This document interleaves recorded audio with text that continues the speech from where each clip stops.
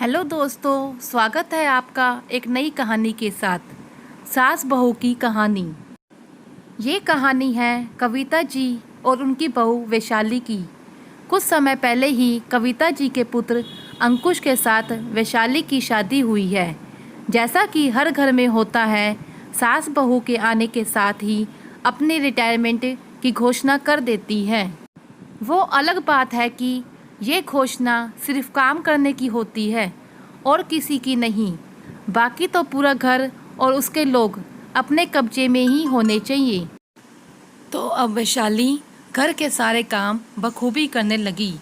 उसे लगता है कि वो कविता जी को जल्दी खुश कर देगी। पर भला ऐसा भी कहीं होता है? कोई बहू आज तक सास को पूरी तरह से खुश कर पाई है क्या? कविता जी दिन भर किसी न किसी बात पर वैशाली को टोकती रहती। ऐसे नहीं बहू, हमारे यहाँ ऐसे नहीं होता, तुम्हारे मायके में होता होगा ऐसे। और उसकी कमियां निकालती रहती। जबकि वैशाली पूरी कोशिश करती कि सारा काम माँ जी के हिसाब से कर पाऊँ।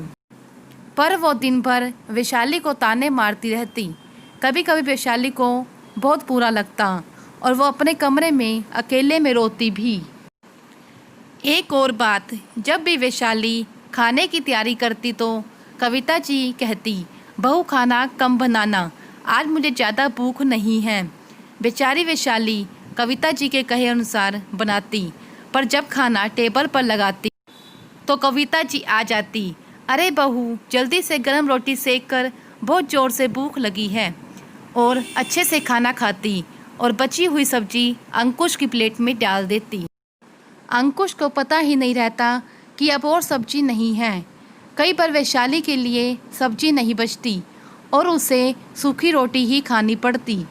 पहले तो वैशाली को समझ नहीं आया, पर धीरे धीरे उसे लगा कविता जी ये सब जानबूझकर करती हैं। तो वैशाली ने अपनी सास को सबक सिखाने की तरकीब निकाली। अगले दिन जैसे ही कविता जी ने फिर वैशाली से बोला, वैशाली 3 नहीं 2 ही आलू की सब्जी पर्याप्त है, मुझे तो वैसे भी भूख नहीं है। तब वैशाली ने 2 ही आलू की सब्जी बनाई और खाना टेबल पर लगाने से पहले ही अपने हिस्से की सब्जी निकाल के किचन में ही रख ली और सबको खाने के लिए आवाज़ लगा दी और खुद रोटियां सेकने चली गई। जब कविता जी ने सब्जी देखी और वैशाली से पूछा तो उसने बोला, माँ जी आपने ही तो कहा था कि आपको भूख नहीं है, तो मैंने 2 ही आलू की सब्जी बनाई। अब अंकुश के सामने कविता जी कुछ भी बोलते ही नहीं पाई।